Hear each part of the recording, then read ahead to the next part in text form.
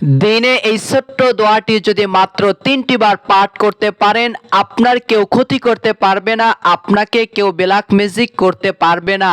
আল্লাহ পাক রব্বুল আলামিনের ফেরেশতারা আপনাকে দিনে এবং রাতে পাহারা দিয়ে রাখবেন। দুনিয়ার ভিতরে কালো জাদু, যত কঠিন থেকে কঠিনতম তাবিজ কবজ যাহা কিছু আছে, আপনাকে কখনো ক্ষতি করতে পারবে না। তাহলে এই ছোট্ট দোয়াটির আমল অবশ্যই করবেন।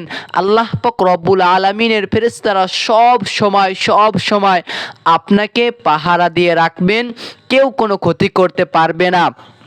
এবং এই দোয়াটি আপনি অবশ্যই সকালে ৩ বার, সন্ধ্যায় ৩ বার পাঠ করবেন।